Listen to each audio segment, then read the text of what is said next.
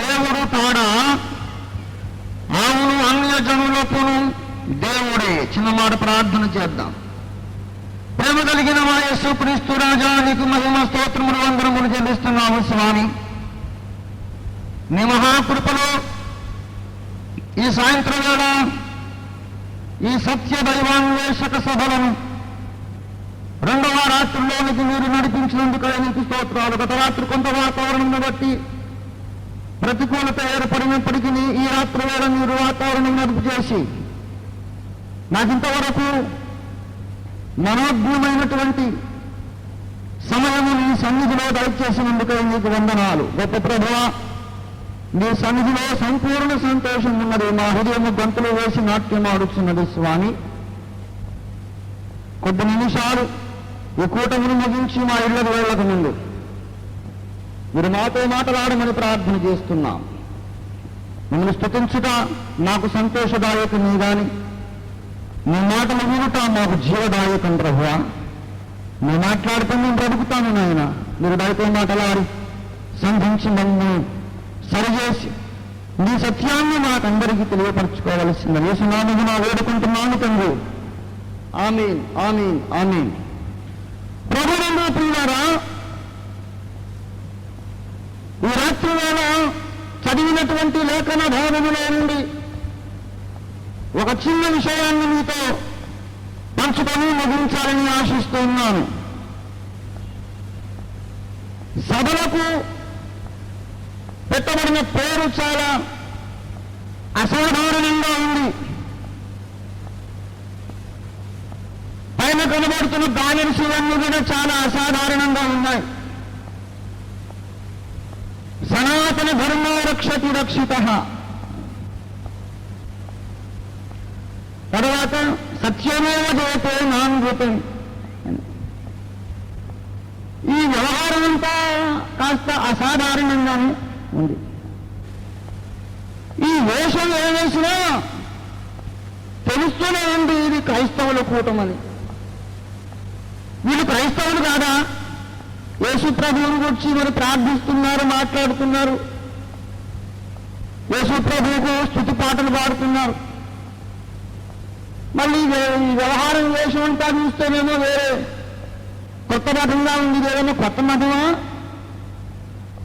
యేసు మతం లేదొక వేరే కొత్త మతశాఖ ఏమిటిది? చాలా మంది హృదయాల్లో ప్రశ్నలు ఉన్నాయి. తెలిసిపోతూనే ఉంది.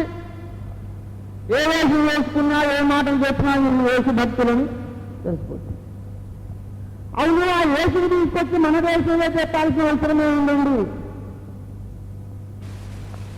ఈ క్రైస్తవులు చూస్తుంటే ఒక్కోసారి మనకు ఏళ్ళు మండిపోతుంటుంది. నా దేవుడే అసలేం దేవుడు, ఈ మిగతా వాళ్ళు ఎవరు దేవతలు కాదు అంటూ ఉంటారు ఈ క్రైస్తవులు. క్రైస్తవులు మంచోళ్ళే కానిండి, అసలు వాళ్ళతో చిక్కొచ్చి పడింది. నా దేవుడే అసలేం దేవుడు, మిగతా వాళ్ళు ఎవరు కాదు అంటారు. అలాగంటే కోపం రాదా? రాకుండా ఉంటుందా? యేసుప్రభు ఒకడే మార్గమని, ఆయన నిజమైన దేవుడని అంటూ ఉంటారు. మన కోపం వస్తూ ఉంటుంది. ఎందుకు అలాగంటున్నారు ఈ క్రైస్తవులు? అసలు ఇంత యేసు ఎవరు? యేసు ఎవరు? ఆయన యూదుడు. జాతిని బట్టి, జన్మరీత్యా జన్ముని బట్టి ఆయన జాతి, ఆయన ఒక యూదుడు. ఆ యూదులలో ఆయన ఒక అవతారం అనుకోపోయింది. భారతదేశానికి ఆ యూదుల అవతారం ఎందుకు? మన దేశానికి సంస్కృత చింతన లేదా? వేల సంవత్సరాల చరిత్ర కలిగినటువంటి పుణ్యభూమి, కర్మభూమి, వేదభూమి, ఈ గొప్ప దేశంలో ఆ దేవుణ్ణి పట్టుకొచ్చేందుకయ్యా బాబు చెప్పడం. మనకేమైనా దేవతలు కరువయ్యారా? సమృద్ధిగా ఉన్నారు ఇప్పుడు మనకు దేవతలు. ఉన్నవాళ్ళు చాలక ఇప్పుడే ట్రాఫిక్ జామ్ అయిపోతుంటే మళ్ళీ కొత్త దేవుడు ఒకడు. ఈ దేవుడు ఎందుకంటే మనకు ఉన్న దేవతలు చాలు మనకు. ఇది సగటు భారతీయుడి యొక్క ఆలోచన. నిజమే ప్రియులారా, యేసుక్రీస్తును గూర్చి అసలు ఇక్కడ ఎందుకు ప్రకటించాలి? ఈ విషయాన్ని గురించి మాట్లాడుతూ పౌలు ఇక్కడ ఒక శ్రేష్టమైన ప్రశ్న లేవనెత్తుతున్నాడు. ఈనాడు మన దేశంలో కూడా కొంతమంది వేస్తున్న ప్రశ్న ఇది: దేవుడు యూదులకు మాత్రమే దేవుడా, అన్యజనులకు దేవుడు కాడా? ఒకవేళ దేవుడు నిజంగానే యూదులలో అవతారం ఎత్తుండొచ్చు, ఇంకా ఏ దేశంలోనూ అవతారం ఎత్తలేదా ఆయన? దేవుడు ఒకవేళ యూదులలో ప్రవక్తలను లేవనెత్తుండొచ్చు, ఇంకా ఏ జాతిలోనూ ప్రవక్తలను లేవనెత్తలేదా దేవుడు? దేవుడు యూదులలో కొన్ని లేఖనాలు వ్రాయించి ఉండవచ్చు, ఇంకా ఏ దేశంలోనూ లేఖనాలు దేవుడు వ్రాయించలేదా? ఒక యూదుల్నే పట్టించుకున్నాడా దేవుడు? మిగతా జాతులందరూ ఆయన పిల్లలు కారా? ఒక యూదుల్నే ప్రేమించాడా దేవుడు? అసలు మిగతా వాళ్ళని పట్టించుకోకుండా వదిలేశాడా? ఇన్ని వేల సంవత్సరాల నుండి చైనా సంగతి ఏమిటి, ఇండియా సంగతి ఏమిటి, లేక పారసీక దేశం సంగతి ఏమిటి, గ్రీకు జాతి వారి సంగతి ఏమిటి, ఇన్ని వేల సంవత్సరాల నుండి వర్ధిల్లినటువంటి ఈ ఉన్నతమైన సంస్కృతి, నాగరికత, చరిత్ర కలిగిన ఈ జాతులు, ఈ భాషలు, ఈ నాగరికతల సంగతి ఏమిటి? వాళ్ళందరూ ఒట్టిదైనా, సున్నిదైనా, గుండు సున్నైనా అక్కడ యూదుల్లో రాసిన గ్రంథాలే అసలు గ్రంథం అయినట్టు, ఎక్కడ బొత్తిగా అసలు దేవుడు అయినట్టు. ఏమిటండి మనోళ్ళకి అసలు బొత్తిగా దేశాభిమానం లేకుండా పోతుంది. దేవుడు యూదులకే దేవుడా?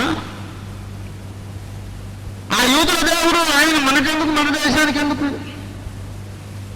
అనేటటువంటి ప్రశ్నలు ఈనాడు నా సోదర భారతీయుల మనస్సుల్లో పుడుతూ ఉన్నాయి. ఆ ప్రశ్నలు సమంజసమైనవని, ఆ ప్రశ్నలు న్యాయమైనవని నేను ఒప్పుకుంటున్నాను.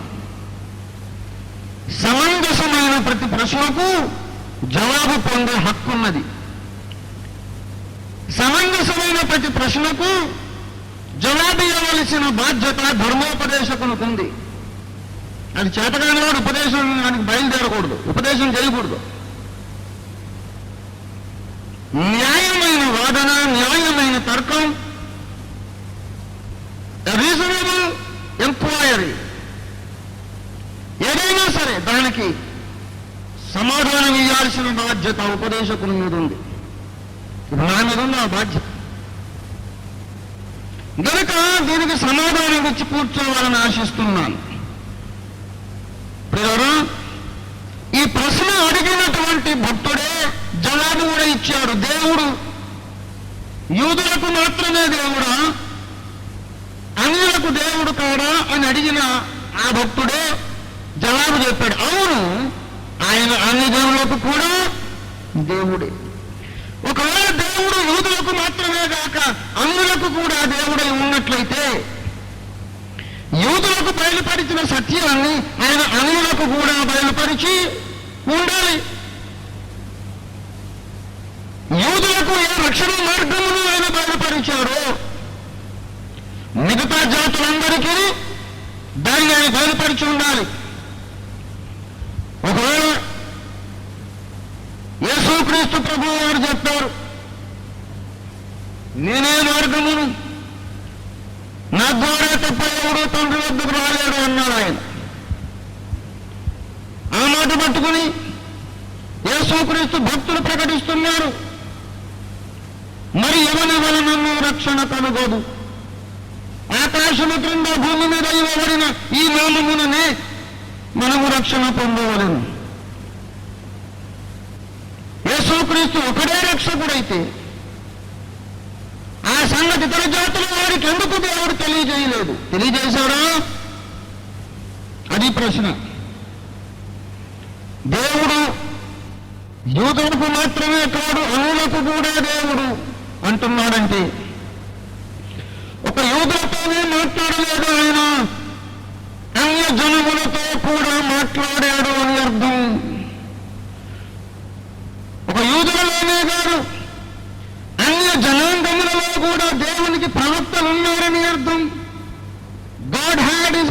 it's in every nation, not only in Jews. అపొస్తలుల కార్యాలు 10వ అధ్యాయం 34వ వచనాన్ని ఇలాగూ దేవుడు వ్రాయించాడు చూడండి. దేవుడు పక్షపాతి కాడని నిజముగా గ్రహించి ఉన్నాను. ప్రతి జనములోను ఆయనకు భయపడి నీతిగా నడుచుకుని వారి ఆయన అంగీకరించును. చాలు చాలు. దేవుడు పక్షపాతి కాడు. ఒక జాతి అంటే ఆయనకు ఎక్కువ మక్కువ, మిగతా జాతులంటే నిర్లక్ష్యం, ఇలాగ లేదు. దేవుడు అందరికీ తండ్రి. దేవుడు గురించి అన్వేషణ చేయకముందు ముందు గ్రహించాల్సిన సంగతి ఇది. ఈ సభల పేరు సత్యదైవాన్వేషణ సభలు అనగా సత్యదేవుడు ఎవరో వెతికేటటువంటి సభలు. దేవతలు అనబడిన వారు, దేవుళ్ళు అనబడిన వారు ఆకాశమందును భూమి మీదను ఛాయా మంది ఉన్నారు. కానీ మనకు దేవుడు ఒక్కడే. ఏకో నారాయణ అంటున్నాం, అలా ఏకహే అంటూ ఉన్నాం. ఆ ఒక్కడే ఉన్నాడు. ఆయన ఎవరో తెలుసుకుందామనే ప్రయత్నమే ఈ సభలు. మనం హైదరాబాద్లో వెళుతుంటే గోడ మీద ఒక సూక్తి రాసింది, సంత నిరంకారీ సత్యం భవన్. అది సంత నిరంకారీ సత్యం భవన్, వారి యొక్క కేంద్ర ఆఫీస్ అన్నమాట. ఖైరతాబాద్లో ఉంటుంది, మీరెళ్ళి చూసుకోవచ్చు. ఏమన్నారంటే, धर्म जोड़ता है तोड़ता नहीं, धर्म जोड़ता है तोड़ता नहीं. కలుపునదే ధర్మము, విడదీయునది కాదు. ఒకరి మీద ఒకరు ద్వేషం నూరిపోసారు. అసలు మతమే కాదు, ధర్మమే కాదు. ఒకరి మీద ఒకరికి ప్రేమను పుట్టించినదే అసలైన ధర్మం. బైబిల్ అదే మాట ఉంది. మలాకీ గ్రంథము 2వ అధ్యాయం 10వ వచనాన్ని మీరు చూసినట్టయితే, మనకందరికీ తండ్రి ఒక్కడే కాడా, ఒక్క దేవుడే మనందరినీ సృష్టింపలేదా? మనకందరికీ తండ్రి ఒక్కడే కాడా, ఒక్క దేవుడే మనందరినీ సృష్టింపలేదా? అపొస్తలుల కార్యములు 17వ అధ్యాయం 27వ వచనంలో ఇలాగ రాయబడి ఉంది, మరియు యావత్తు భూమి మీద కాపురం ఉండుటకు ఆయన ఒకనిలో నుండి ప్రతి జాతి మనుషులను నిర్మించి. ఈ భూమి మీద ఉండే ప్రతి జాతిని ఎవరు నిర్మించారు? ఒక్క దేవుడే, ఒక్క దేవుడే, ఒక్క దేవుడే. మన దేశంలో ఋగ్వేద కాలం నుండి ఒక నమ్మకం ఉంది. మనుషులు ఎట్లా పుట్టారంటే మన పెద్దలు చెప్పారు, బ్రహ్మశిరస్సును బ్రహ్ముడు పుట్టాడు, బ్రహ్మ యొక్క భుజములలో నుండి క్షత్రియుడు పుట్టాడు, ఆ బ్రహ్మదేవుడు ఉదరములో నుండి వైశ్యుడు పుట్టాడు, పాదములలో నుండి శూద్రుడు పుట్టాడు. ప్రకటించబడుతున్న సత్యాన్ని బట్టి ఉక్కు నగరం పండుగ జరుపుకుంటున్నట్టుంది. చాలా సంతోషమైన పండుగ జరుపుకోండి. ఆ బాంబుల కంటే పెద్ద బాంబులు ఇక్కడ నేను పేలుస్తున్నాను. ఏమంటున్నాడు? ఏమండి, బ్రహ్మశిరస్సును బ్రాహ్మడు పుట్టాడు. ఆలోచన చేద్దాం, ఆలోచన చేద్దాం.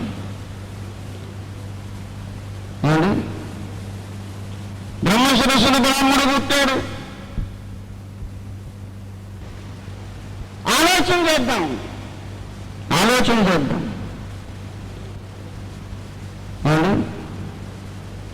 బ్రహ్మశిరస్సును బ్రాహ్మడు పుట్టాడు. భుజాల్లో నుండి క్షత్రులు పుట్టారు, ఉదరంలో నుండి వైశ్యులు పుట్టారు, పాదముల్లో నుండి శూద్రులు పుట్టారు. చాతుర్వర్ణ సమాజం, మానవుల్లో 4 వర్ణములు. తల నుండి కాలు వరకు లెక్క చెప్పేశారు. అవును, నెత్తి నుండి అరకాల దాకా లెక్క చెప్పేశావు. మరి మరి పంచముడు ఉన్నాడు, ఊరు బయట ఉండేవాడు. వాడు ఎక్కడి నుంచి పుట్టాడు? వాడు స్వయంభువా, దానిలోంచి పుట్టాడు దేవుడు లాగా సొంతగా.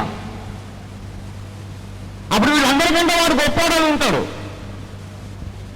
వీళ్ళైతే దేవుడు తనలో నుంచి కాళ్ళలో నుంచి పుట్టారు, కానీ ఆ పంచముడు అసలు దేవుడు సంబంధం లేకుండా వాడే ఒక దేవుడు అయినట్టు సొంతగా స్వయంభువుగా పుట్టాడు అనుకుంటాను. అందుకే ఇంత పరిశుద్ధుడివి ఈ మా మధ్యలో ఉంటే నువ్వు తగదు నాయనాన్ని వాళ్ళు దూరంగా పవిత్రంగా పెట్టారు అనుకుంటా ఊరు బయట. సరే, పంచముడు ఎక్కడి నుంచి పుట్టాడంటే సమాధానం చెప్పరు. పంచముడు సంగతి కాలి గోళ్ళలో నుంచి పుట్టాడు అంటారు ఒకవేళ. సరే నాయన, చైనా వాడు ఎక్కడి నుంచి పుట్టాడు? సంకల నుంచి పుట్టాడా? జపాన్ వాడు ఎక్కడి నుంచి పుట్టాడు? జపాన్ నుంచి పుట్టాడా? ఆఫ్రికా వాడు ఎక్కడి నుంచి పుట్టాడు? మోకాల చిప్పల నుంచి పుట్టాడా? మానవ జాతి ఎలా ఉద్భవించింది అంటే సరైన జవాబు లేదు. బైబిల్ చెబుతుంది, ఒక్క దేవుడే మనందరిని సృష్టింపలేదా? మనకందరికి తండ్రి ఒక్కడే కాడా? దేవునికి స్తోత్రం కలుగునుగాక. హల్లెలూయా. ఒక్క దేవుడే సృజించను, ఒకరిలో నుండి సృజించను. దేవునికి స్తోత్రం కలుగునుగాక. హల్లెలూయా. భారతీయులను ఏ దేవుడు సృష్టించాడో ఆ దేవుడే చైనా వాళ్ళను సృష్టించాడు. ఏ దేవుడు బ్రాహ్మణులను సృష్టించాడో ఆ దేవుడే పంచములను సృష్టించాడు. ఆ దేవుడే అమెరికా వాళ్ళను సృష్టించాడు. ఆ దేవుడే ఆఫ్రికా వాళ్ళను సృష్టించాడు. తెల్లగా ఉండేవాళ్ళు, నల్లగా ఉండేవాళ్ళు, గోధుమ రంగు ఉండేవారు, మంచి ఎత్తైన వారు, పొట్టిగా ఉండేవాళ్ళు, ఎత్తుగా ఉండేవాళ్ళు, ఎత్తు పొట్టి కాకుండా పర్ఫెక్ట్ హైట్ 5'4" ఉండేవాళ్ళు నాలాగా. అందరినీ దేవుడే సృష్టించాడు. పొడుగున్న వాళ్ళని దేవుడే సృష్టించాడు, పొట్టోళ్ళని దేవుడే, పర్ఫెక్ట్ హైట్ వాళ్ళని కూడా దేవుడే సృష్టించాడు. అందరినీ ఆయనే. మరి అందరికీ ఆయన దేవుడైతే అందరితోనూ ఆయన మాట్లాడి ఉండాలి. అందరితోనూ ఆయన తనతోనూ తెలియపరుచుకొని ఉండాలి. సత్యదేవుడెవరో మనము వెతికేటప్పుడు మొట్టమొదట ఒక పాయింట్ మన మనసులో ఎప్పుడు జ్ఞాపకం పెట్టుకోవాలి. సకల జాతులకు తండ్రి అయిన వాడిని మనం వెతుకుతున్నాం. దేవునికి స్తోత్రం కలుగునుగాక. అన్ని జాతుల సృష్టికర్తను మనము వెతుకుతున్నాం. ఏ దేవుడైతే ఒకరిలో నుండి, ఒక మట్టి మధ్యలో నుండి మానవుల్ని చేసి ఒకరిలో నుండి సకల భూజాతులందరినీ సృష్టించి ఇంతవరకు పోషించి ఇంతవరకు సంరక్షించాడో ఆయనను మనము వెతుకుతున్నాం. ఆ సంత నిరంతరాయ సత్సంగ భవన్ గోడల మీద ఇంకో మాట రాసింది, ఏక్ బను ఆర్ నేక్ బను. నేక్ అంటే నీతిమంతుడు, ఏకంటే ఒకడు.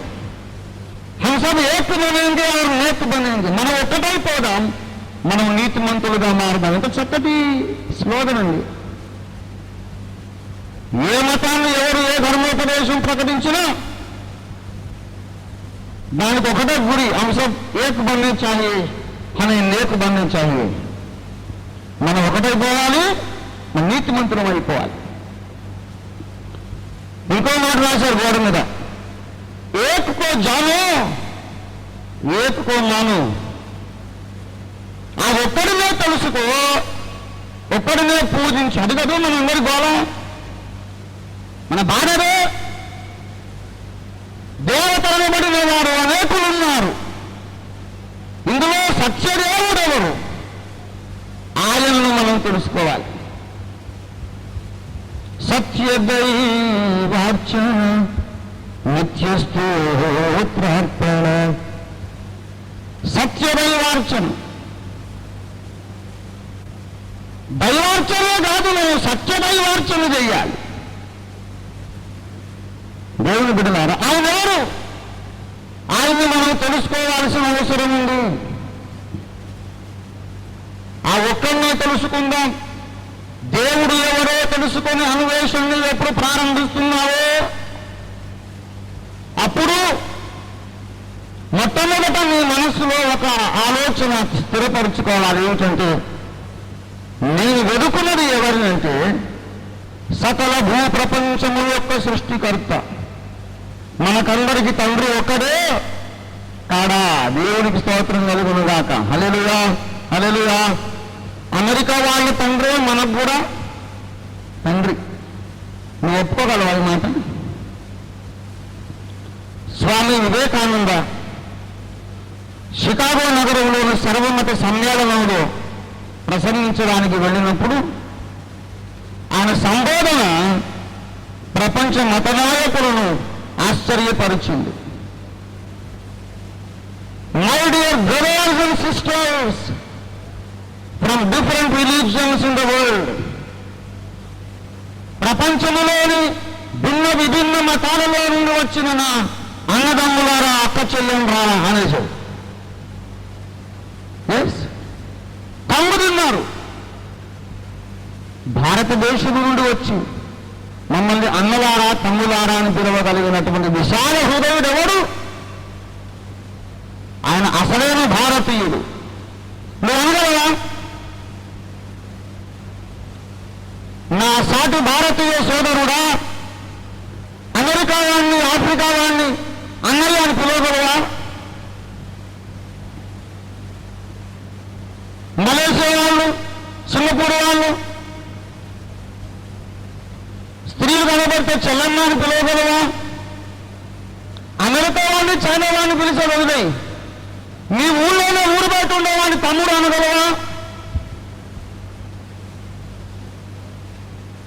కులం పేరిట మానవ సమాజాన్ని ముక్క చెక్కలుగా చీల్చినటువంటి నీచులు దేశభక్తులుగా కాగలరు?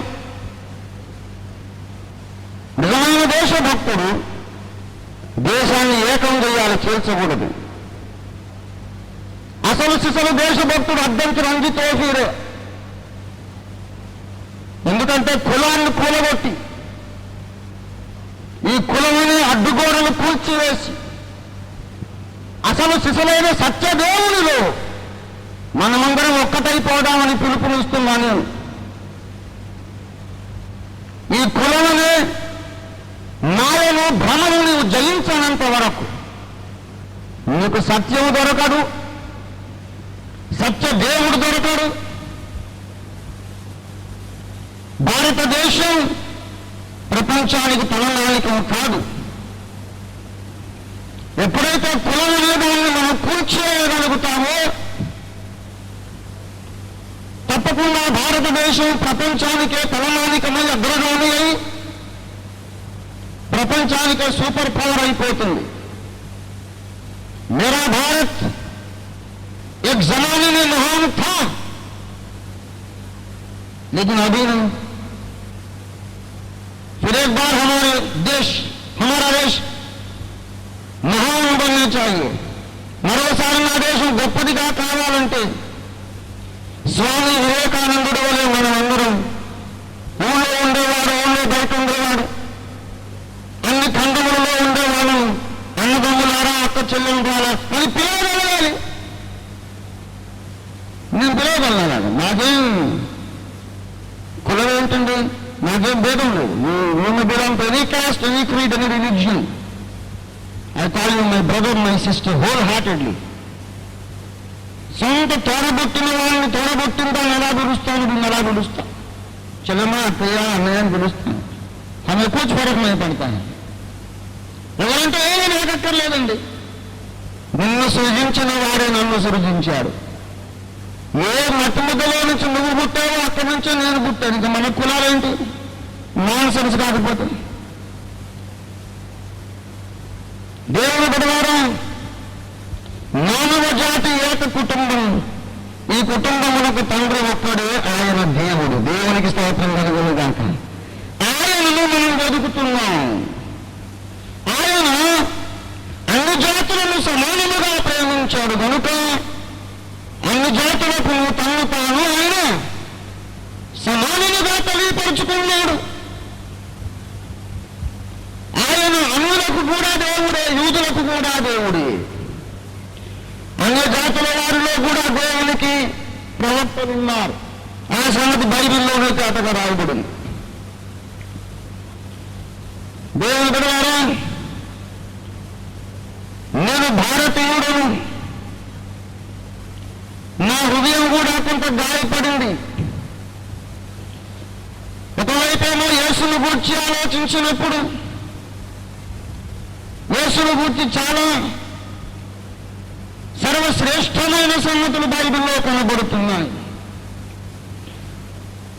Swami Vivekananda విరచితమైన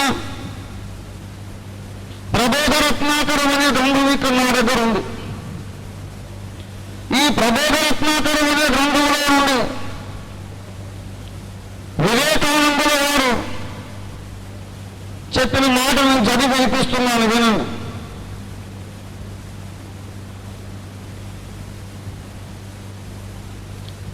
In the beginning was the Word, and the Word was with God, and Word was God.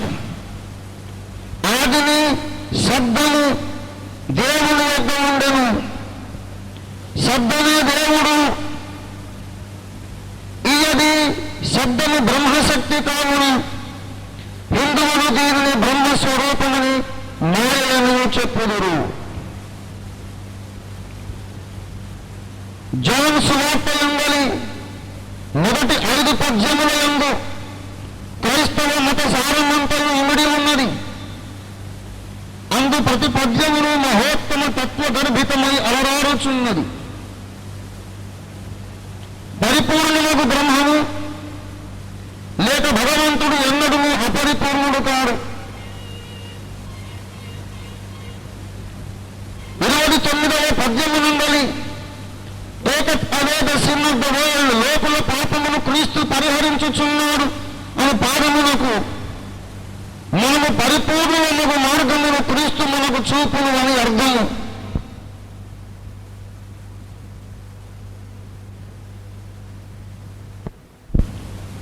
మానవులకు వారి తత్వమును ప్రకటించు నిమిత్తము మనము బ్రహ్మనే అని తెలుపు నిమిత్తము బ్రహ్మనే క్రీస్తువాయను. మనము బ్రహ్మమును ఆవరించి ఉన్న మానవాచ్ఛాదనములను వినండి. క్రీస్తు త్రిమూర్త్యాత్మకముగా భావింపబడు క్రీస్తు మనకు అతీతుడు. ఏకాత్మకముగా భావింపబడని క్రీస్తు కేవలము నైతిక పురుషుడు. దాని వీరిరువురును కూడా మనకు తోడ్పడ జాలరు. భగవదవతారమూర్తి అగు క్రీస్తు తన దైవత్వమును మరచి ఉండని క్రీస్తు మనకు తోడ్పడగలడు. అతని యందు ఎట్టి అపరిపూర్ణతయు లోపమును కానరావు. ఏమండి, దేవుడు ఎటువంటి వాడో, క్రీస్తు ఎటువంటి వాడో స్వామి వివేకానందుల వారు చెబుతున్నారు. బ్రహ్మనే క్రీస్తు ఆయను. ఆయన మనము సంపూర్ణముగు మార్గమును మనకు తెలియజేయును. ఇంకా నా దగ్గర ద క్రైస్ట్ వి అడోర్ స్వామి రంగనాథానంద గారు చెప్పినటువంటి వారి ప్రసంగాలు ఇక్కడ ఉన్నాయి. ఇంకా నా దగ్గర 4 వేదాలు, రామాయణం, భగవద్గీత ఇత్యాది గ్రంథాలు ఉన్నాయి. వాటి సంగతి అలా తర్వాత చెప్పుకుందాం. ఈ రాత్రి వేళ నా యొక్క ప్రశ్న ఒకటి, క్రీస్తుని గూర్చి స్వామి వివేకానంద, కేశవ చంద్రసేన్ ఇలాంటి మహాభక్తులు ఎంతో ఉన్నతముగా మాట్లాడారు. క్రీస్తు ద్వారా మాత్రమే మనము బ్రహ్మమును తెలుసుకోగలము. ఇలాంటి మహాభక్తులు ఎంతో ఉన్నతముగా మాట్లాడారు. క్రీస్తు ద్వారా మాత్రమే మనము బ్రహ్మమును తెలుసుకోగలము. ఆది యందు శబ్దముండెను, శబ్ద బ్రహ్మముండెను, ఆయన క్రీస్తు ఆయనని నేనంటం లేదు. ఇదిగో సకల భారతీయులకు గర్వకారణమైన భరత జాతి యొక్క పుత్రుడు స్వామి వివేకానంద యోగి పుంగవుడు ఆయన చెబుతున్నాడు, ఆది యందు శబ్దముండెను, ఆ బ్రహ్మమే క్రీస్తు ఆయన అంటున్నాడు. మరి భారతదేశములకు క్రీస్తును గూర్చి తెలియదా? ఒక యూదులకే తెలియపరచబడిందా క్రీస్తును గూర్చిన సత్యం అందరికీ తెలియపరచబడలేదా? దేవుని బిడ్డలారా, అందరికీ తెలియపరచబడింది. నేను భారతీయుడను, భారతదేశమును నేను ప్రేమించుచున్నాను, భారతదేశము నా మాతృభూమి, భారతీయులందరూ, ఊళ్ళో ఉన్నవాళ్ళు, ఊరు బయట ఉన్న వాళ్ళందరూ నా అన్నదమ్ములు, నా సోదరులై ఉన్నారు. నేను నా దేశమును ప్రేమించుచున్నాను. సుసంపన్నమైన బహువిధమైన నా దేశ వారసత్వ సంపద నాకు గర్వకారణము. చిన్నప్పుడు ప్రతిజ్ఞ చెప్పుకున్నా, నా దేశానికి ఈ యొక్క ఆది యందున్న శబ్ద బ్రహ్మమైన క్రీస్తును గూర్చి తెలియదా? దేవుని బిడ్డలారా, ఎక్కువసేపు నేను తాత్సారం చేయకుండా, నాకు ఇంకా 8 నిమిషాల టైం ఉంది, 5 నిమిషాల్లో ముగించేస్తాను. మన దేశపు గ్రంథములను తరచి చూచినప్పుడు అసలు క్రీస్తుని గురించి యూదులకు తెలియక ముందు, అమెరికా అనే దేశమే అసలు లేకముందు, ఎవరికీ తెలియక ముందు క్రీస్తుని గురించి నా ప్రియతమ భారత జాతికి తెలుసని గ్రహించినప్పుడు నేను కంగు తిన్నాను. బాగా గమనించండి, నేను ఒక కరపత్రిక విడుదల చేశాను, నేను హిందువుగా మారాలనుకుంటున్నాను అని. హిందువుగా మారాలనుకున్నాను ఎందుకంటే నా దేశంలో పుట్టిన మతాన్ని అవలంబిస్తే నాకు ఘనతగా ఉంటుంది, కానీ ఎక్కడిదో అడుక్కొచ్చిన పరాయి మతం అవలంబిస్తే నాకేం ఘనంగా ఉంటుంది? హిందువుగా మారాలనుకున్నాను. హిందూ మతములకు ప్రామాణికములైన వేదములను పఠించాను. యోగి పుంగవులైన శ్రీ స్వామి వివేకానందుల వారు హిందూ మతము అనే ఒక గ్రంథమును రచించారు. ఆ గ్రంథం నా దగ్గర నుండి చదివాను. అందులో అన్నారు, భారతీయ తత్వచింతనకు హిందూ మతమునకు మూల కారణములు వేదములు, మూల స్తంభములు వేదములు. వేదములు ప్రామాణికములు. వేదములను ప్రామాణికములుగా ఎంచుకుండుటకు ఎవరికి అధికారము లేదు. వేదములను తృణీకరించడానికి ఎవరికి అధికారం లేదు. కానీ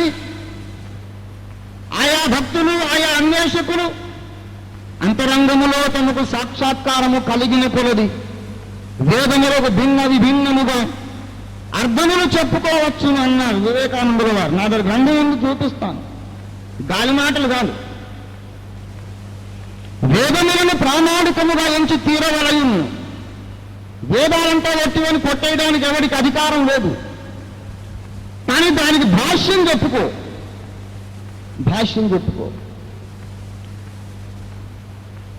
సంస్కృత భాష, వేద భాష చాలా జటిలమైన భాష. ఒక మాటకు 4 అర్థాలు ఉంటాయి. కొన్ని మాటలకు 28 అర్థాల వరకు ఉంటాయి ఒక శబ్దానికి. ఉదాత్తముగా,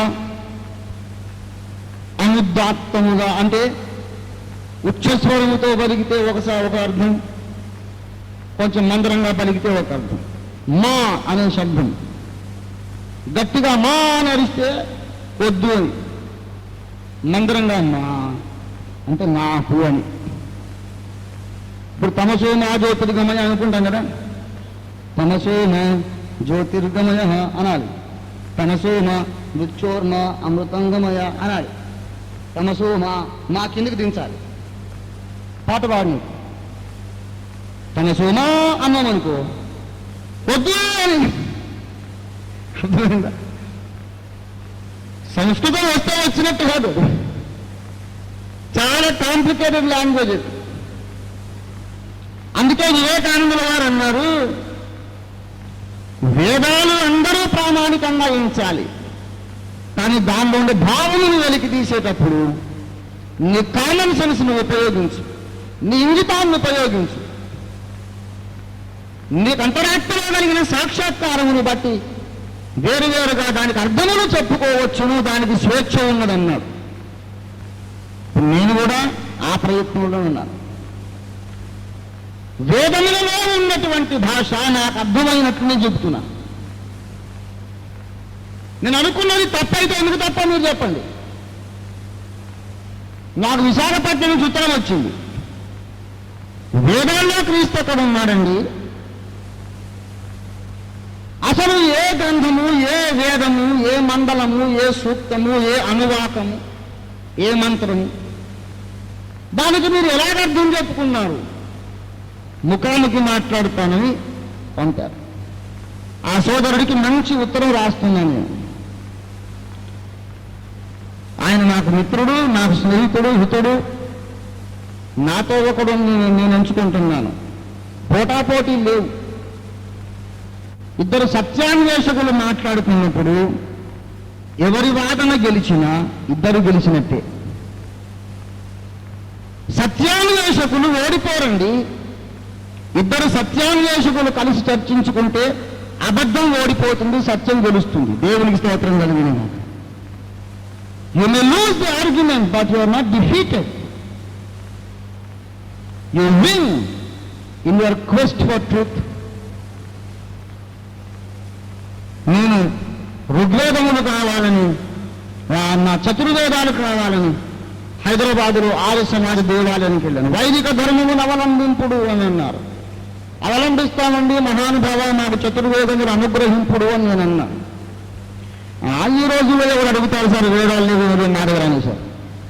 yes, you can go enquiry in Hyderabad.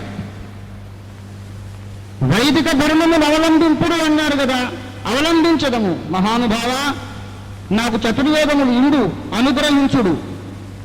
ఇప్పుడు ఎక్కడి సార్ వేదాలు? నా దగ్గర ఎక్కడి లేవు సార్. వేటపాలెం గ్రంథాలయానికి వెళ్ళినాను. అక్కడికి వెళ్ళా. అక్కడికి వెళితే అక్కడ కూడా లేవు అన్ని గ్రంథాలు. యజుర్వేదం ఏమీ లేదు. నాకు కావలసిన శ్లోకాలు శుక్ల యజుర్వేదంలో, కృష్ణ యజుర్వేదంలో, భవిష్య పురాణంలో, తాండియ మహాబ్రాహ్మణంలో, శతపథ మహాబ్రాహ్మణంలో ఉన్నాయి. అవి ఏవి లేవు. క్రీస్తుని గురించి ఏ గ్రంథముల్లో రాయబడి ఉన్నాయో ఆ గ్రంథములన్నీ ఏ గ్రంథాలయంలో లేకుండా తీసేశారు మహానుభావులు ఎవరు. దాని వెనుక పెద్ద కుట్ర ఉందని నేను అనుకుంటున్నాను. ఈ అన్వేషణ ఆగదు. ఈ కూటాలు ముగించగానే కాశీ వేద విద్యాలయానికి వెళ్తాను నేను. హైదరాబాద్లో ఓరియంటల్ మాన్యుస్క్రిప్ట్ లైబ్రరీ ఉంది, అక్కడికి వెళ్తాను. భారతదేశం అంతా గాలిస్తాను. ఏ వేదములో, ఏ మండలంలో, ఏ సూక్తంలో క్రీస్తును గూర్చిన ఛాయలు కనిపిస్తున్నాయో వాటిని వెలికితీసి గ్రంథాలు రాసి, కరపత్రాలు రాసి, దేశ ప్రధానమంత్రి మొదలుకొని, పీఠాధిపతులు మొదలుకొని ప్రతి ఒక్కరిని నిలదీసి ప్రశ్నిస్తాను. ఈ శ్లోకాలకు మీరేం అర్థం చెబుతారు? ఇది క్రీస్తును కూర్చొని నేనంటే మీరు ఎలా కాదంటారు? What is your logic? క్రీస్తుని గురించి ఈ శ్లోకాలు చెబుతున్నాయని నేనంటే మీరు ఎలా కాదనగలరు? కాదు అనలేకపోతే క్రైస్తవ మతాన్ని ద్వేషించమని దేశ ప్రజలకు మీరెందుకు విషయం మీరిపోస్తున్నారు? I'm going to question the rulers of this country and the citizens of this country and every spiritual leader. Yes, సత్యాన్వేషకుణ్ణి. నాకు సత్యం కావాలి. టీవీలో, రేడియోలో, వార్తాపత్రికల్లో గగ్గోలు పెట్టేస్తాను. ఈ భూగోళం అయిపోయిన తర్వాత ఇంకో గోళం ఉందో వెతుకుని దాన్ని కూడా చేయిస్తాను. దేవుని స్తోత్రం కలుగుతుంది. ఎస్, దేవుని బిడ్డలారా, వివేకానంద స్వామి గారు చెప్పారు, సత్యదేవుని గ్రహించిన ఎడల నీవే బ్రహ్మము, నీకంటే గొప్ప బ్రహ్మం ఎక్కడా లేదన్నారు. అలాగైతే నేనే బ్రహ్మాన్ని అయితే ఆ నా నాద బ్రహ్మము, ఆ వేదసారము, ఆ బ్రహ్మమే క్రీస్తాయని వివేకానందుడు చెప్పాడు. అనాది అందున్న ఆ నాద బ్రహ్మను నాకు వ్యక్తిగత మిత్రుడైతే ప్రపంచాన్ని ఎందుకు జయించలేమండి? ఇట్లాంటి కోటి ప్రపంచాలైనా వేలు గోరుతో జయించవచ్చు. బైబిల్లో ఉంది, దేవుని మూలముగా పుట్టిన వారు లోకమును జయించగరు. దేవుని స్తోత్రం కలిగినదా. హల్లెలూయా, హల్లెలూయా. దేవుని బిడ్డలారా, ఏ వేదము ఏ శ్లోకం అంటే చెప్పడానికి ఇన్ని ఉన్నాయి. కానీ ఒక విషయం చెప్తాను. ఆర్యులు యజ్ఞాలు చేశారు. పురుషమేధము, గోమేధము, అజామేధము, రాజసూయము, అశ్వమేధము, ఇలాగ యజ్ఞాలు చేశారు. దానికి కొంతమంది మిత్రులు నాతో చెప్పారు, ఆర్యులు చేసిన యజ్ఞములలో రక్త ప్రోక్షణ లేదు అని. నేను కనుగొన్న సత్యం ఏంటంటే ఒకముఖ ముగించేస్తా. ఆర్యులు చేసిన బలులు యజ్ఞములు, ద్రావిడులు చేసిన బలులు యజ్ఞములు, యూదులు చేసిన బలులు యజ్ఞములు, బాబిలోనియా నాగరికతలో వాళ్ళు చేసిన బలులు యజ్ఞాలు, చైనా, ఈజిప్టు, గ్రీస్ సకల ప్రాచీన దేశముల్లో వారు అర్పించిన జంతు బలులు, అవి భవిష్యత్తులో జరగబోచున్న ప్రజాపతి యజ్ఞమునకు ముందు గుర్తై సూచనగా ఉన్నవి. ఆ జంతు బలి రక్తము ద్వారా మనుషులకు విమోచన లేదు. కానీ ఆ దేవుడే నరావతారమెత్తి ప్రజాపతిర్దేవేభ్యో ఆత్మేన యజ్ఞం కృత్వా ప్రాయశ్చిత్, దేవుడైనటువంటి ప్రజాపతి వచ్చి తన్ను తాను యజ్ఞముగా చేసుకున్నప్పుడు లోక పాపమునకు ప్రాయశ్చిత్తమగునని వేదములు ఘోషించిన ప్రకారం అనాది యందున్న ఆ నాద బ్రహ్మము, నాద శరీరుడు, అదృశ్య దేవుని దృశ్య రూపము, దేవునిలోని ఒక భాగము, ఆయన ఈ భూమి మీద అవతారమెత్తి పాపము లేని పవిత్ర రక్తమును చిందించును.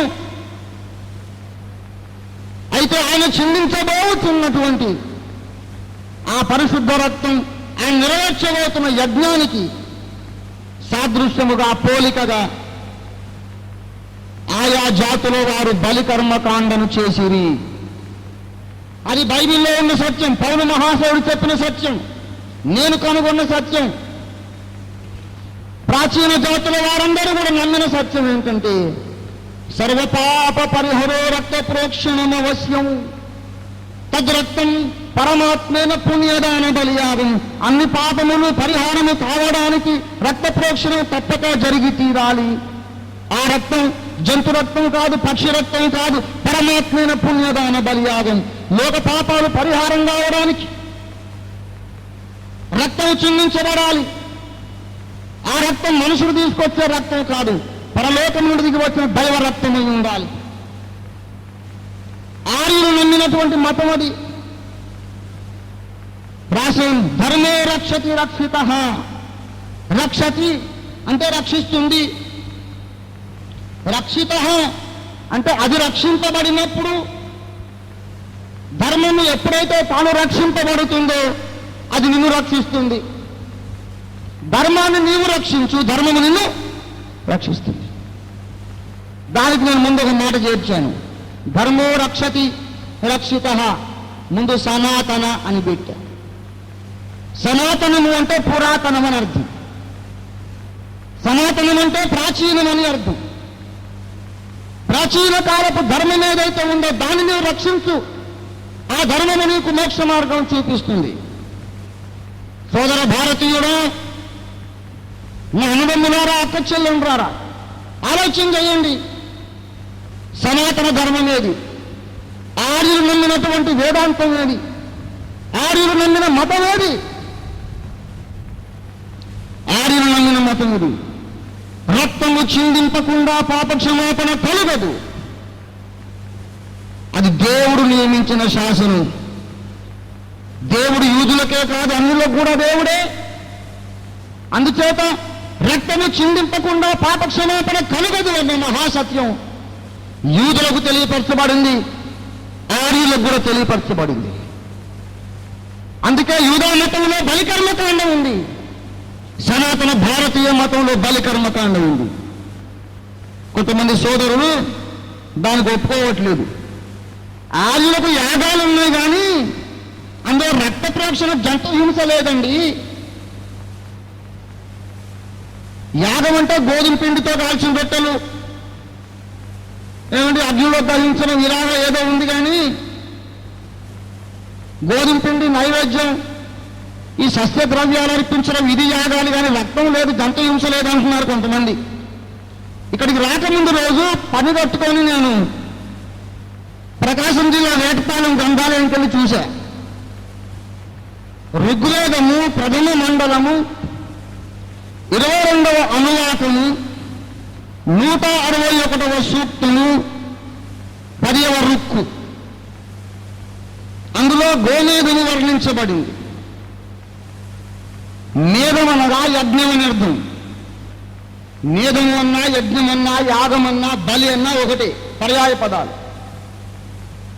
గోమేధము ఎలా జరిగిందో చెబుతున్నాడు. ఒకడు గోవు నుండి వచ్చి రక్తమును గుమ్మరించుచున్నాడు, మరి ఒకడు కోతలతో మాంసమును సంపాదించుచున్నాడు. నిశేషముగా మాంసమును ఛేదించిన తరువాత దాని కడుపులో ఉన్న పేడను ఒకడు పారవేయుచున్నాడు. ఇట్లు పుత్రస్థానీయులకు ఋషులు ఈ విధమును చేసిన తరువాత తల్లిదండ్రులు ఏమి పొందుదురు? లేక యజ్ఞమునందు ఇంకేమి కార్యములు చేయవలసి ఉన్నది అంటే ఇంకేమీ లేదని అర్థం. డాక్టర్ వడ్లమూడి గోపాలకృష్ణయ్య గారు ఋగ్వేదము ప్రథమ మండలం 22వ అనువాకం 161వ సూక్తము 10వ రుక్కు, ఆయన చేసిన వ్యాఖ్యానం నేను చదివా. ఆయన క్రైస్తవుడు కాదండి, డాక్టర్ వడ్లమూడి గారు క్రైస్తవులు కారు. ఆయన రాసే ఇందులో గోమేధము జరుగునప్పుడు ఒకడు గోవులో నుండి వచ్చి రక్తమును పాత్రలో తీసుకొని కుమ్మరించుచున్నాడు, ఒకడు దాన్ని కోసి మాంసమును వెలికి తీయుచున్నాడు. ఋగ్వేదం మే హై లిఖా హై హమ్ దేఖా హమారే ఆంఖో సే, నేను చూసాను కళ్ళతో. హింస లేదంటావే తెలిసినట్టు. హింస లేకపోవడం ఏంటి తమ్ముడు, నీకు తెలియదు, తెలుసుకో. ఆర్యులు నమ్మిన మతం ఏంటంటే అన్నిట్లోనూ రక్త ప్రోక్షణం ఉంది. పురుష మేధములో రక్త ప్రోక్షణం, అజామేధములో రక్త ప్రోక్షణం, గోమేధములో రక్త ప్రోక్షణం. ఎస్, ఎందుకు చిందించారంటే బైబిల్లో ఉన్న సత్యం వాళ్ళకి తెలుసు. హెబ్రీ పత్రిక 9:22లో చెబుతాడు, సమస్త వస్తువులను రక్తము చేత శుద్ధి చేయబడుననియు రక్తము చిందింపకుండా పాప క్షమాపణ కలుగదనియు సామాన్యముగా చెప్పవచ్చును. సర్వపాప పరిహరో రక్త ప్రోక్షణం అవశ్యం. సనాతన ధర్మం అదే నాయన. ఆర్యులు అన్నారు రక్తము చిందించాలి, ఆ రక్తము మేకది కాదు, కోడి దూడది కాదు, ఆ పరమాత్ముడిదై ఉండాలని అగస్త్యుడు, యాజ్ఞవల్క్యుడు ఇత్యాది మహర్షులందరూ నమ్మారు. అదే నేను నమ్ముతున్నాను. నన్ను దేశద్రోహం అంటావేమిటి? అగస్త్యుడు, వశిష్ఠుడు, వాల్మీకి నమ్మిన మతాన్ని నువ్వు వదిలేశావు. నువ్వేమో దేశభక్తుడుగా, నేనేమో దేశద్రోహినా? అసలు సిసలైన దేశభక్తుడు నేనే. అసలు సిసలైన భారతీయ సనాతన ధర్మం ఆచరిస్తున్నవాడను నేను. నా ప్రియతమ భారత జాతి ఆర్య మహర్షులు ప్రకటించిన మతాన్ని వదిలేశారు. గౌతమ బుద్ధుని కాలంలో రూట్ తప్పారు. మళ్ళీ వాళ్ళ రూట్లోకి దేవడానికి దేవుడు నన్ను లేపాడు. దేవుని స్తోత్రం కలుగునుగాక. గౌతమ బుద్ధుడు వచ్చి అహింసా సిద్ధాంతం ప్రకటించేసరికి హిందూ మతం ఉన్న వాళ్ళందరూ బౌద్ధులుగా చేరిపోతున్నారు. ఈ తాకిడి తట్టుకోవడానికి మన మత పెద్దలు ఏం చేశారంటే, మా మతంలో కూడా హింస లేదులేమని కొత్త రూటు, కొత్త ప్లేట్, కొత్త పాట పాడారు. అందుచేత వాల్మీకి, యాజ్ఞవల్కుడు ఇత్యాది మహర్షులు నమ్మిన సనాతన ధర్మాన్ని భారత జాతి మర్చిపోయింది. భారత జాతి దారి తప్పింది, మర్చిపోయింది. జ్ఞాపకం చేస్తున్నాను మళ్ళీ. వేదకాలములో దేవుడు భారతీయులకు బయలుపరిచిన సనాతన ధర్మం ఏంటంటే రక్తము చెందించాలి. ఆ రక్త ప్రోక్షణము కొరకు నేనే నరావతారం ఎత్తబోతున్నానని ఆయన చెప్పాడు. నరావతారం ఎత్తిన ఆది అందున నాద శరీరుడిని, నాద బ్రహ్మమును నేను ప్రకటిస్తున్నాను. ఋగ్వేదములో రాయబడిన శ్లోకములను నెరవేర్చిన కొరకు అనాది అందున్న నాద బ్రహ్మము నరావతారం ఎత్తను. నరావతారం ఎత్తిన నాద బ్రహ్మము పేరే యేసుక్రీస్తు. భారతీయ సోదరులారా, యేసు అంటే పరాయి దేవుడు కాదు. ఇంగ్లీష్ వాడు దేవుడిని పట్టుకొచ్చి ఇక్కడ ప్రకటిస్తున్నాడు ఏమిటంటున్నారు కొంతమంది అజ్ఞానులు. ఇంగ్లీష్ వాడికి దేవుడు ఎక్కడండి? నా దేవుడిని వాడెత్తుకుపోయాడు. భారతదేశానికి ప్రాచీన కాలం నుండి తెలిసిన దేవుడిని వాడెత్తుకుపోయాడు. గౌతమ బుద్ధుడు తాకిడికి మనం మర్చిపోయాం సనాతన ధర్మాన్ని, వాడెత్తుకుపోయాడు. అందుకే వాడికేమో రాకెట్ యుగం వచ్చింది, మనకేమో ఎడ్ల బండి యుగం వచ్చింది. వాడు ఎత్తుకుపోయిన దేవుడిని మళ్ళీ తెచ్చుకుంటున్నాం మనం. దేవుని స్తోత్రం కలిగినగా. హల్లెలూయా. క్రైస్తవ మత ప్రచారమును గురించి చాలా మంది అపార్థం చేసుకుంటున్నారు, అపోహలు కలిగి ఉన్నారు, నిందలు మోపుతున్నారు. సత్యమును ప్రకటిస్తున్నాను. భారతదేశము నమ్మిన సనాతన ధర్మము క్రైస్తవమేనండి. Christianity is the ancient religion of India. సనాతన భారత జాతి సనాతన కాలమందు, ప్రాచీన కాలమందు ఎదురు చూచి కళ్ళు కాయలు కాచేలాగా కళ్ళల్లో ఒత్తులు వేసుకొని ఎదురు చూచారు. ప్రజాపతి దిగి వస్తాడు, యజ్ఞమై తిరిగి లేస్తాడని. ఎవరి కోసం భారత జాతి కనిపెట్టిందో ఆయన భూమధ్యపురమైన పాలస్తీనాలో పుట్టాడు. వేదాంగములు ప్రవచించినట్లు ఆయన మరణించి తిరిగి లేచాడు. క్రీస్తును గురించి మొదట భారతదేశంలో రాయబడింది. ఆ ప్రవచనం పాలస్తీనాలో నెరవేరింది. దేవునికి స్తోత్రం కలిగినగా. నాకలోకములను సృజించిన నాథుడేసుని గొలువరే, మోకరించుచు సిలువదాపున, మోకరించుచు సిలువదాపున శ్రీకృపాలుని పిల్వరే. నాకలోకములను సృజించిన నాథుడేసుని గొలువరే. మలిన జంతువు యాజ్ఞనే విధి మానవులను తరించు. మలిన జంతువు యాజ్ఞనే విధి మానవులను తరించు. కలువరి పరిశుద్ధ బలియే, కలువరి పరిశుద్ధ బలియే కలుష విహరించును. నాకలోకములను సృజించిన నాథుడేసుని గొలువరే. సంధ్యము నీకేలగలిగెను సామవేదము చదువరే. సంధ్యము నీకేలగలిగెను సామవేదము చదువరే. అందునుండు ప్రజాపదవుడు, అందునుండు ప్రజాపదవుడు అరయ యేసుని గానరే. నాకలోకములను సృజించిన నాథుడేసుని గొలువరే.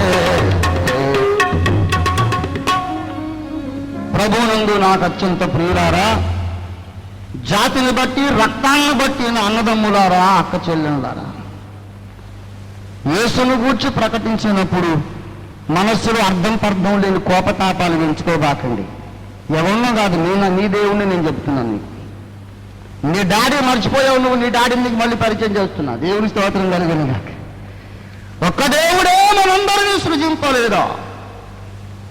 అనాది యందున్న నాద బ్రహ్మమే క్రీస్తుని, ఆయన యజ్ఞపురుషుడు అయ్యాడని మన భారతీయ నాయకులే ప్రకటించుచుండగా యేసును నమ్మకపోవడం దేశభక్తి ఎలాగవుతుంది నాయన? యేసును నమ్మకపోవడమే దేశద్రోహం. అసలు యేసునందు విశ్వాసం ఉంచును, అప్పుడు నీవు నీ ఇంటి వారు ఆత్మశాంతి పొందుతారు, నరకాగ్ని గంధకముల గుండములను రక్షణ పొందుతారు, ఇహమందు పరమందు సంతృప్తి కలిగి యుగయుగములు మహిమానందంలో జీవిస్తారు.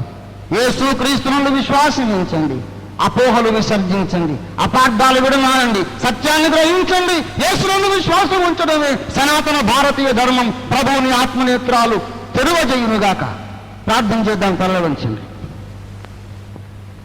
ప్రేమ కలిగిన మా మహాపరిశుద్ధ తండ్రి, నేను నాకు అప్పగించిన సత్యాన్ని నమ్మకమైన సేవకునిగా చేరవచ్చిన సత్యాన్వేషకుల ఎదుట ప్రకటించాను స్వామి. వ్యర్థమైన ఆవేశములు విడనాడి, అపార్థములు మాని, అపోహలు మాని, సత్యముని వెదికి నా అన్నదమ్ములు అక్క చెల్లెళ్ళు, నాతో పాటు భరత జాతి రక్తాన్ని పంచుకు పుట్టినటువంటి నా సోదర భారతీయులందరూ నీవే సత్యదేవునివని గ్రహించి మారు మనస్సు పొంది, రక్షణ పొంది, జన్మకర్మ పాపముల నుండి విడుదల పొంది, ఇహమందు పరమందు ఆత్మానంద భరితుల యుగయుగములు జీవించగలుగు భాగ్యం నా భారతదేశ పౌరులందరికీ దయచేయమని, కాశ్మీర్ నుండి కన్యాకుమారి వరకు నా దేశమును రక్షణానందముతో నింపమని యేసు పరిశుద్ధ నామమున వేడుకుంటున్నాము తండ్రి. మన తండ్రి అయిన దేవుని ప్రేమ, మన రక్షకుడైన యేసునాథుని శాశ్వత కృప, పరిశుద్ధాత్మ దేవుని తోడు దివ్య సహవాసము చేరివచ్చిన మనకందరకును భూలోకమందంతట చెదరి ఉండి దేవుని సత్యమును సత్యదేవుని వెతుకుచున్న యథార్థవంతులైన అన్వేషకులందరికీ సదా తోడై ఉండును గాక. ఆమేన్. యేసు రక్తమునకే జయం, ప్రభు యేసు రక్తమునకే జయం, ప్రభు యేసు నామమునకే సంపూర్ణ విజయం కలుగును గాక. అందరికీ